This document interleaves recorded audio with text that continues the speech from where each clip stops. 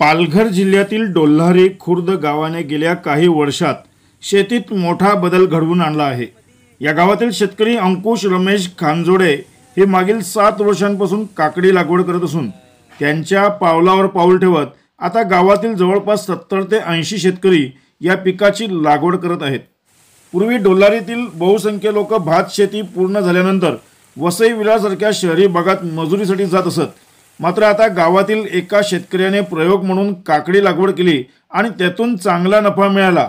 हा प्रयोग पाहून इतर शेतकरी देखील प्रेरित झाले आणि हळूहळू गावात काकडी लागवडीचा विस्तार झाला।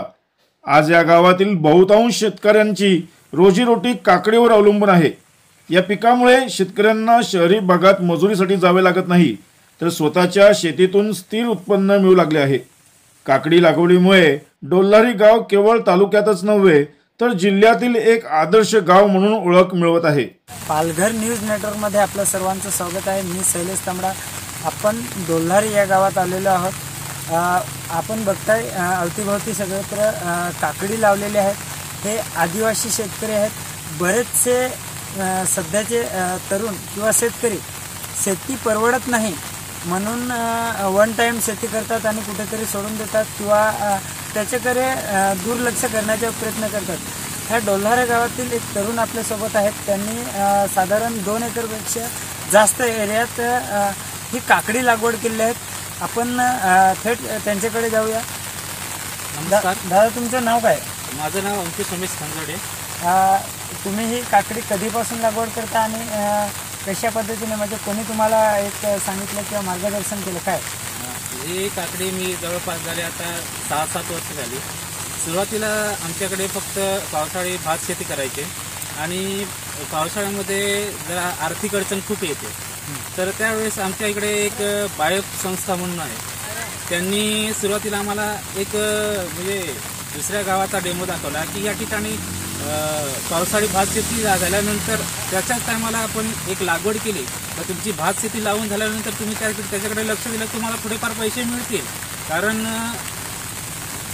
वाशिम मार्केटचे भये वगैरे या साईडला काकडी वगैरे घ्यायला यायचे, तर तुम्हाला पण इकडे जर काकडी तुम्ही लागवड केली तर तुम्हाला जो पावसाळी जो आर्थिक अडचण येते, थोडीशी आर्थिक अडचण येते ती थोडीशी तुमची दूर होईल। तर त्यांनी आम्हाला काकडीचे बियाणे दिलं एक पॅकेट आणि एक डेमो म्हणून सुरुवातीलाच, तर तुम्ही करून बघा, तुम्हाला पटलं तर मग तुम्ही पुढच्या वर्षी तुमच्या पद्धतीने वाढवा किंवा आम्ही पण तुम्हाला थोडी मदत करू। अशा पद्धतीने त्यांनी आम्हाला एक डेमो दिला। तर त्यामध्ये आम्हाला थोडीशी वाटलं की चला पावसाळ्यातला थोडासा खर्च आपल्याला का दिवसामागून एक दिवसाआड 200, 300, 500 रुपये कधी जास्त निघाले तर 500 रुपये असे मिळायचे, म्हणजे ती आर्थिक अडचण जी पावसाळ्यात येते ती थोडी जरा भागत होती आमची। बरेचसे आपले तरुण आहेत जे शेती परवडत नाही म्हणून ते त्याच्याकडे दुर्लक्ष करतात आणि इतर कामाकडे मोलमजुरीसाठी जातात किंवा इतर कामं करतात, तर त्यांना तुम्ही काय सांगाल?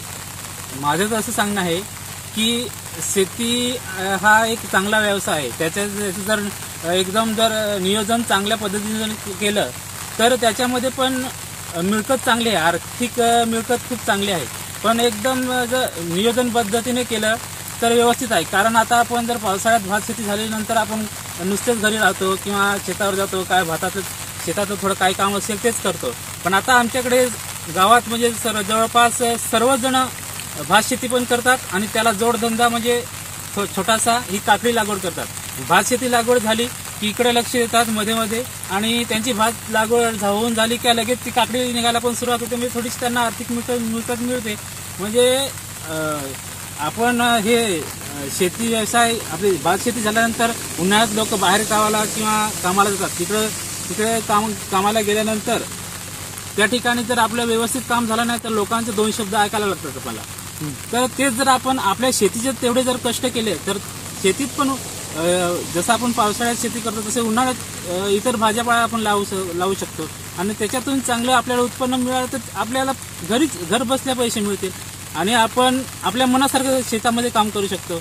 लोकांचे 2 शब्द ऐकायला आपल्याला मिळणार नाही, असं सांगणं आहे माझं आपल्या तरुण वर्गाला। हे होते डोल्हारी इथले एक शेतकरी।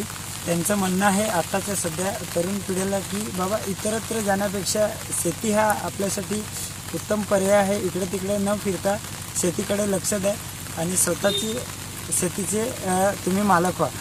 पालघर न्यूज नेटवर्कसाठी कॅमेरामॅन सुधीरसह शैलेश तांबडा, पालघर. खरं म्हणजे यापूर्वी पालघर जिल्ह्याच्या ग्रामीण भागातील शेतकऱ्यांना सिंचनाच्या सुविधा मर्यादित उपलब्ध असल्याने केवळ खरीप हंगामातील पावसाच्या पाण्यावरील भात शेतीचा आधार होता. मात्र सध्या फक्त भात शेतीवर अवलंबून न राहता आदिवासी भागातील तरुण सुशिक्षित शेतकरी भाजीपाला, फुलशेती, फळ लागवड करण्याकडे मोठ्या प्रमाणात वळू लागले आहेत. धरणातील कालव्याच्या पाण्यासोबतच विहिरी, तलाव, नदी यामधून कृषी पंपाच्या सहाय्याने पाण्याची सोय आणि आधुनिक तंत्रज्ञानाचा वापर करून शेतीमध्ये चांगले उत्पन्न मिळवत आहेत. पालघर जिल्ह्यात जवळपास 2280 हेक्टरवर भाजीपाला लागवड केला जात आहे.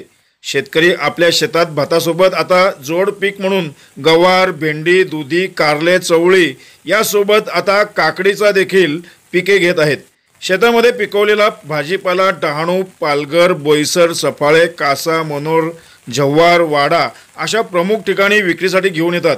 या ठिकाणी स्थानिक आदिवासी युवक बाजारभावाप्रमाणे योग्य मोबदला शेतकऱ्यांना देऊन घेतलेला भाजीपाला पीक ऑनलाईन तसेच वृत्तपत्रात येणारे बाजारभाव पाहून पुणे, वाशी, सुरत या ठिकाणी देखील पाठवत आहेत.